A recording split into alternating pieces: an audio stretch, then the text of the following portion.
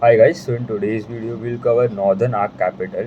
So Northern Arc Capital is basically into your NBFC player. मतलब ये जो MSME हो गया, माइक्रो फाइनेंस लेंडर है, MSME लेंडर है, फिर अफोर्डेबल हाउसिंग में भी थोड़ा प्रेजेंस है, कंज्यूमर फाइनेंस है, मतलब सब जगह ऑलमोस्ट दे डू लेंडिंग।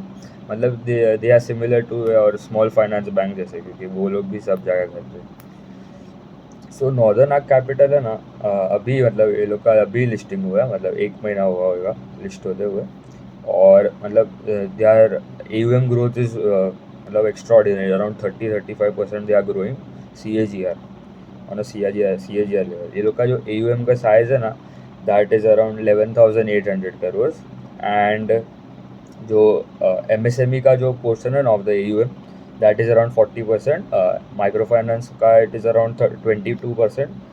फिर कंज्यूमर फाइनेंस, मतलब ये जो रिटेल फाइनेंस लोन्स होते हैं, दैट इज़ अराउंड 28%। और फिर जो लोग का जो अदर सेगमेंट है, उसमें आ गया अपना जो अफोर्डेबल हाउसिंग लोन हो गया, फिर एग्री लोन्स हो गए, व्हीकल फाइनेंसिंग हो गया, कमर्शियल व्हीकल हो गए, उसमें भी वो लोग थोड़ा है, मतलब दैट इज़ अराउंड टोटल करके 10% आता है।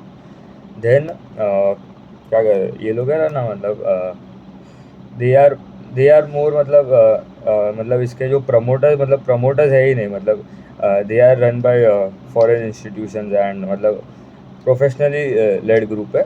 And they are disbursement growth for this quarter was around 56% YoY। तो ये लोग है ना, मतलब एक ये लोग का जो लेंड करते हैं ना, एक D2C है, मतलब डायरेक्ट टू द कस्टमर, और एक है मतलब ये जो उन लोग के जो पार्टनर्स होते हैं, इंटरमीडियरीज, मतलब ये जो वो लोग कोई दूसरे बैंक से NBFC, मतलब उसके पार्टनर्स किसी को लोन देते हैं, और then they pass on the loan and then they disburse it, मतलब जो बैंक है वो, और वो बीच का उसका कट जो ले लेते हैं। तो ये लोग का जो D2C जो पार्ट है ना, दैट इज़ अराउंड अभी 50% जितना D2C में है। और मतलब they are going to increase it continuously. और दे आर उसमें ना, मतलब वो लोग का जो स्प्रेड होता है ना, वो भी इम्प्रूव होता है। तो अभी D2C इज अराउंड 52%, और इंटरमीडिएट रिटेल जो है ना, मतलब ये जो इंटरमीडियरीज के थ्रू करता है, दैट इज़ नाउ 48%। और जो लास्ट ईयर देखे ना YoY, तो that was around 45% for the D2C, और इंटरमीडिएट वाला था 55%। तो 55 जो था ना इंटरमीडिएट का, उसमें वो लोग का जो स्प्रेड होता है ना, मतलब क्या बोलते हैं, स्प्रेड क्या होता है अपना, जो यील्ड जो होता है, yield is the rate at which you lend to the customer, and the cost of borrowing is the rate at which you have to borrow money from other banks हो गए, अदर NBFCs हो गए, वो होता है। तो D2C करते हैं ना, तो स्प्रेड वो लोग का ज़्यादा मतलब इम्प्रूव हो जाता है, क्योंकि directly they are giving to the customer. उसमें जो इंटरमीडिएट को देता है, उसमें भी तो लोग का कॉस्ट पड़ता है थोड़ा। फिर तो अभी they are present in around 28 states, और ये लोग के जो टॉप स्टेट्स है उसमें वो तमिलनाडु हो गया, कर्नाटका हो गया, महाराष्ट्र भी है, फिर गुजरात है, मतलब ये उसके टॉप 5 स्टेट्स है। Then they are branches are around अभी 343 ब्रांचेज है। और जो लास्ट ईयर देखे ना, मतलब YoY तो 206 थे, मतलब they are added around 137 branches YoY देखेंगे तो मतलब ब्रांच ग्रोथ रेट भी अराउंड कितना हो गया, 200 था वो लोग का, मतलब अराउंड 50-60% जितना तो ब्रांच ग्रोथ रेट हो गया है लोग का। फिर देखेगा ना, जो ये लोग का जो रिटर्न ऑन इक्विटी है, that is around 14.7% versus 13.25% YoY। और जो रिटर्न ऑन एसेट्स है, that is around 3.1% versus 2.74% YoY। और asset quality, it is one of the best asset qualities in the NBFC space, क्योंकि ये डाइवर्सिफाइड NBFC है, मतलब ये MSME भी करता है, माइक्रो फाइनेंस भी करता है। अभी जो माइक्रो फाइनेंस में जो प्रॉब्लम हो गया कि भाई हीट वेव हो गया, इलेक्शन हो गया, कस्टमर्स ओवर लेवरेज हो गए थे, तो उसमें मतलब सब सब माइक्रो फाइनेंस स्टॉक्स अभी देखेगा ना, सब ऑल टाइम लो पे है। अरमान फाइनेंशियल हो गया, क्रेडिट एक्सिस ग्रामीण हो गया, फ्यूजन माइक्रो फाइनेंस हो गया, सेटिन क्रेडिट कर है, मतलब सब ऑल टाइम लो पे।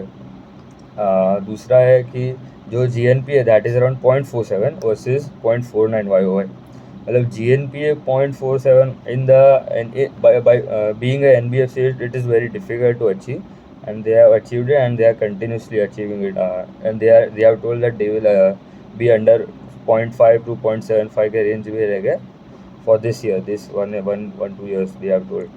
और NNPA ये लोग का 0.12 है वर्सेस 0.17. फिर जो यील्ड है ना ये लोग का, that is around 17.5% versus 16.9% YOY. And the cost of funds is around 9.3 versus 9.3 था YOY. तो अभी ये जो RBI ने जो रेट हाइक किया था ना, तो उसमें around RBI had hiked around 2.5% on the interest rate hike किया था. बट ये लोग का जो कॉस्ट ऑफ बोरोइंग था that grew only around 50 bips, मतलब 0.5% बढ़ा था. मतलब ये अच्छा है, मतलब आपका जो capability to lend to the customers is better. और ये लोग का जो क्रेडिट रेटिंग है that is also around AA- है. मतलब वो भी वो लोग को purely they got because of their asset quality हो गया, और ये जो AUM का ग्रोथ हो गया. और देन मतलब यार लेवरेज रेशियो देखेगा ना, leverage ratio is around 3.2 versus 3 quarter on quarter. And जो ये लोग का जो बुक है ना, मतलब ये जो पूरा ये लोग का, तो दैट इज़ मतलब फिक्स्ड बुक होता है, और एक होता है फ्लोटिंग. मतलब फ्लोटिंग वाला जो होता है that is interest rate sensitive. मतलब अभी अगर if RBI will increase the rate, तो मतलब वो लोग को भी अपना जो रेट होएगा उसको कॉस्ट बढ़ाना पड़ेगा. मतलब उसका जो कॉस्ट ऑफ बोरोइंग वो भी बढ़ेगा, पर यील्ड तो उन लोग के ऊपर है कि दे वांट टू इंक्रीज और नॉट. देन मतलब 35 to 40% of the book is floating. तो अभी जब रेट कट्स होने वाला है, अभी US वालों ने तो अभी federal reserve has cut down the around 50 Bips points. तो अभी लग रहा है कि अभी अपना जो RBI है that will also do it. तो मतलब they are cost of borrowing decrease, तो उससे अच्छा हो गया क्योंकि वो लोग का जो स्प्रेड होएगा वो भी इम्प्रूव हो जाएगा. फिर जो D2C वाला जो पोर्शन है ना, that is around, I told ना, दैट इज़ अराउंड 52%. तो वो लोग ने बोला है कि they are going to increase and that will reach around 60-65% बोल रहे हैं. तो मतलब उसमें भी वो लोग का स्प्रेड इम्प्रूव होता है. तो कॉन्स्टेंटली देखे ना, लोग का जो निम्स क्या होता है, it is the interest earn minus the interest expense divided by the total asset. तो वो भी अराउंड 9.1% है वर्सेज 8.22 YOY. और हाँ, मतलब बेसिकली स्प्रेड्स और निम्स सब सिमिलर ही होता है. तो वो लोग का जो बाकी होता है बीच का जो मार्जिन क्या कमाता है वो होता है. हाँ, मतलब बहुत अच्छा कंपनी है. और ये लोग they are available at a price to book value of around 1.5-1.6 के PB रेशियो पे. मतलब being an NBFC and growing at around north of 30%, being and having asset quality where GNPA is less than 0.5%, NNPA is around 0.12%, it is very difficult to find this type of companies. तो अभी देखना पड़ेगा. अभी ऐसा नहीं है कि अभी ले लेने का स्टॉक. अभी नेक्स्ट क्वार्टर देखना पड़ेगा कि Q2 में क्या आ रहा है. अभी Q2 में अगर ग्रोथ कम हो गया तो फिर प्रॉब्लम हो जाएगा. मतलब ऐसे ट्रैक करना पड़ेगा. ट्रैक करना ज़रूरी है, ठीक है. एंड हाँ, मतलब they have told that they will be in line with what they have achieved till now they have done. और मतलब अराउंड 30-35% का ग्रोथ रहेगा AUM में. और जो D2C वाला पोर्शन है दे विल इम्प्रूव, तो उसमें का spreads and NIMS will also improve. और जो कॉस्ट ऑफ बोरिंग है वो भी डिक्रीज हो जाएगा, क्योंकि if RBI will decrease the rates, interest rates, उसमें वो को बेनिफिट मिलेगा. हाँ, दूसरा वो है नहीं, ठीक है. टेक, ये लोग का टेक में बहुत फोकस कर रहे हैं. मतलब ये लोग का एक प्लेटफॉर्म है, मतलब निम्बस करके, तो वहाँ से वो लोग लेंड भी करते हैं, ऑनलाइन लेंडिंग होता है. और एक है Altifi.ai करके. मतलब वो कैसे, मतलब अभी हो गया आपका जो ऑनलाइन आप प्लेटफॉर्म हो गया where you can invest your money.